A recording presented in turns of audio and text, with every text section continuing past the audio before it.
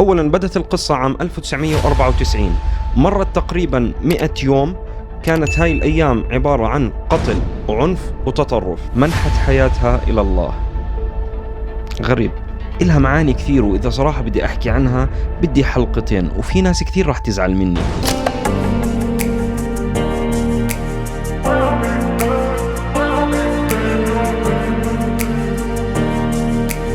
سلام، كيف الحال؟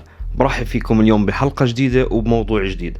بس قبل ما نبدأ موضوعنا وكالعادة لا تنسى إذا مش مشترك بالقناة إنك تعمل سبسكرايب، اشتراك بالقناة، وتعمل لايك للفيديو إذا عجبك. طبعا يا جماعة صحيح بدي أعرفكم على حدا معي بيساعدني صراحة بالتصوير، وهو مسلم الإضاءة والأمور هاي. تعال استهيج هو بيستحي قدام الكاميرات، ما بحب الكاميرات. احكي هاي. طبعا يا اخوان دائما عندي. اليوم موضوعنا راح يكون عن اكثر المطلوبين بالعالم. دائما الافلام او التقارير او المسلسلات اللي بتخص دراما الجريمة، وخصوصا بس تكون مبنية على احداث واقعية، فبتلاقي انه هذا النوع سواء من الافلام او المسلسلات او حتى التقارير إلها شعبية كبيرة. عشان هيك نتفليكس ما ترددت انها تعمل هذا الانتاج، لانه عارفة انه له شعبية كبيرة. دائما الاشخاص اللي بنحكي لهم الخارجين عن القانون صراحة بتلاقي الامور او قصصهم ملفتة وانت بتحب تسمعها. اول شخص رح نحكي عنه اللي هو فيلسيان كابوغا. طبعا هذا الشخص من مواليد افريقيا. اولا كانت بداية هذا الشخص كان وهو صغير يبيع الملابس المستعملة والسجائر، ومع الايام فتح عدد من المتاجر وامتلك عدة مزارع لزراعة الشاي، وهي السبب كانت بثروته. بعام 1994 جنى ثروة جدا ضخمة، وأول استخدام عمله بهاي الثروة اللي هو مول الإبادة الجماعية. طيب تيجي تسألني شو هاي الإبادة الجماعية اللي عملها فيلسيان كابوغا؟ بدأت القصة أول إشي بعام 1994 بدولة رواندا اللي هي بشمال أفريقيا، لما تم إسقاط طائرة الرئيس بهذيك الفترة اللي هو جوفينال. مرت تقريبا 100 يوم. كانت هاي الأيام عبارة عن قتل وعنف وتطرف. المهم بنهاية 100 يوم هاي تم قتل 800 ألف شخص كانوا من التوتسي. طيب ممكن تسألني شو هم هدول التوتسي؟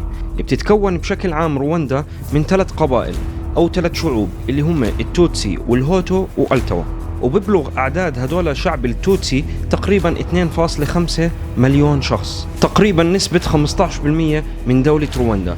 لكن بالنسبة لقبيلة أو شعب الهوتو تقريبا بتشكل 84% من دولة رواندا. طبعا هذول شعب التوتسي أغلبيتهم كاثوليك وعندهم أقلية مسلمة. طيب فيلسيان كابوغا شو كان دوره بهاي الإبادة؟ بالبداية كان في محطة إذاعية على الراديو اللي هي تابعة للهوتو. طبعا هاي المحطة متطرفة جدا اتجاه التوتسي. طبعا هاي الإذاعة كانت بشكل منتظم يظلها تعمل دعاية كراهية وتطرف وتشجع على قتل اللي هم التوتسي، لدرجة في أحد المرات كانت تصدر قوائم بأسماء الأشخاص المستهدفين أو المطلوبين قتلهم. وتم تمويل هاي المحطة بالكامل من فيلسيان كابوغا، وفي أحد الفترات استلم كرئيس للمحطة. ما اكتفى لغاية هون، وقام بتمويل الجماعات الإرهابية المتطرفة اللي هي من الهوتو ويعطيهم بالسلاح، وخصوصا اللي كان مفضل لهم اللي هو المنجل. وبعام 1998 تم توجيه له 11 تهمة من المحكمة الجنائية في رواندا، لكنه كان بالطبع مختفي. بشهر 5 لهاي السنة اللي هي 2020 على الأرجح كان تصوير اللي هو هذا الإنتاج من نتفليكس اللي هو أخطر المطلوبين بالعالم. أعلنت هيئة الإذاعة البريطانية إنه تم اعتقال فيلسيان كابوغا، كان موجود بباريس بفرنسا. تم اعتقاله بعد أكثر من مرور 20 سنة على اختفائه. الشخص الثاني اللي رح نحكي عنه اليوم اللي هو شخص اسمه أو اسمها سامانثا لوثويت. هي زوجة شخص اسمه جيرمان اللي قام بتفجير نفسه في محطة الأنفاق بلندن بتاريخ 7 جولاي 2005، وتسبب بمقتل 56 شخص تقريبا. وتم إطلاق لقب على سامانثا اللي هو الأرملة البيضاء. بالبداية أدانت وأنكرت العمل الإرهابي اللي عمله زوجها بقتل هدول الضحايا، لكن مع مرور الوقت بينت القصة الكاملة. بعد مقتل زوجها اختفت سامانثا لوثويت عن الوجود، وبعد خروجها من المملكة المتحدة اشتركت بعدة عمليات إرهابية ببلدان مختلفة، ويقال أنها انضمت إلى تنظيم الدولة الإسلامية ألا وهي داعش. وحسب تقارير الاستخبارات إنها ساعدت مسلحي التنظيم بتجهيز حملاتهم الدعائية وكيفية استغلال وسائل الإعلام، لدرجة إنتاج الفيديوهات اللي كان يقوم فيها مسلحي التنظيم كانت هي تساعدهم بهذا الموضوع. ما زالت سامانثا لغاية هذا اليوم هي طليقة. طبعا طلعت إشاعة إنه هاي سامانثا تم قتلها على يد قناص روسي بعام 2014، لكنها مجرد إشاعة. طبعا بعتقدوا إنه هاي سامانثا بتختبئ في كينيا أو الصومال. لكن صراحة بموضوع سامانثا لفت انتباهي إشي واحد، اللي هو في أحد المواقع الإلكترونية نحكي اللي بقوم على تشجيع أو متعاطف مع تنظيم القاعدة أو إنه مثلا تنظيم الدولة الإسلامية، وحكوا عن سامانثا إنه هي بعبارة واضحة. الجملة كانت عبارة عن وصف لهاي اللي هي سامانثا اللي كانت تقتل بعدة بلدان وتعمل عمليات إرهابية بداعي الدين أو بداعي الإسلام، لأنه هي اعتنقت الإسلام وما كانت مسلمة. هاي العبارة بتحكي إنه هاي سامانثا منحت حياتها إلى الله. غريب.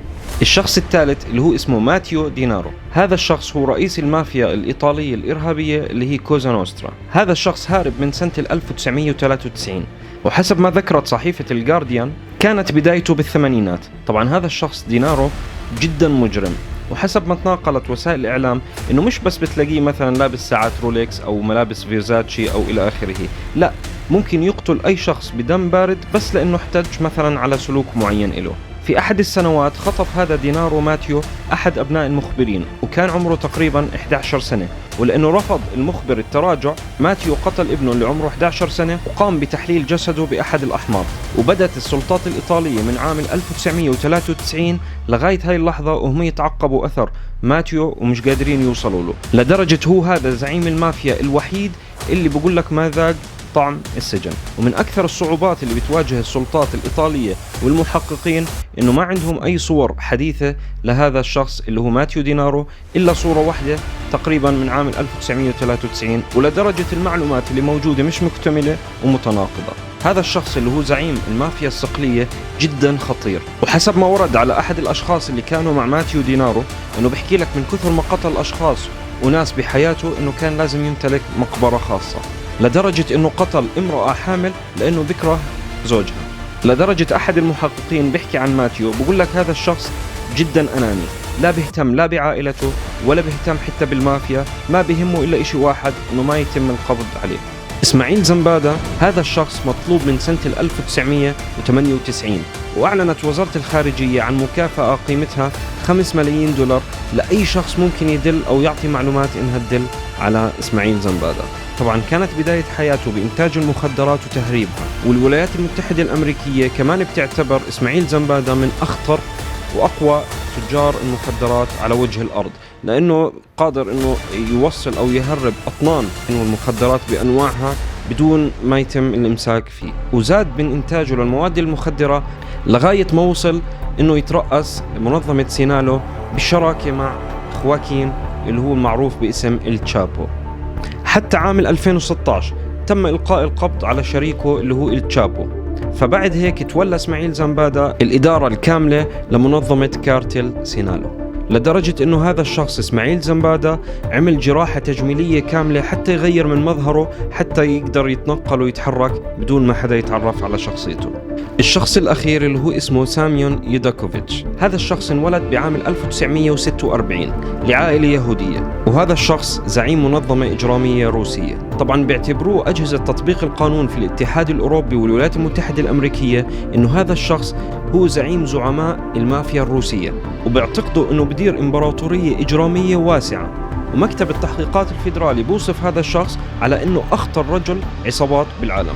أول ثروة حصل عليها هذا الشخص كانت من خداع اليهود الروس اللي كانوا بدهم يهاجروا أو يروحوا على الولايات المتحدة الأمريكية أو فلسطين المحتلة اللي هي مثلا على إسرائيل. هذا الشخص المعروف عنه أنه جدا ذكي، لدرجة أنه بسموه دون ذكي، ولدرجة له مشاريع بعدة بلدان اللي هي الهدف الرئيسي منها اللي هو غسيل الأموال. وحسب التقرير اللي نشرته بزنس إنسايدر إنه هذا الشخص له علاقة قوية مع الرئيس بوتين، وحاليا بيعيش بموسكو وعنده 3 أطفال. وألقت القبض الشرطة الروسية على هذا الشخص، لكن تم إسقاط جميع التهم. لكن بما إنه ما في اتفاقية تسليم المجرمين ما بين روسيا والولايات المتحدة الأمريكية راح يضل طليق. وهيك بنكون وصلنا لنهاية حلقتنا لليوم. بتمنى إنه يكون الموضوع عجبك، لا تنسى تعمل لايك إذا عجبك الفيديو واشتراك بالقناة. وإذا حبيت تقرأ أكثر عن هذا الموضوع شوف أول تعليق من ميديا روم وشوف موقعي الرسمي onemedia.net. بحبكم قد الدنيا. سلام.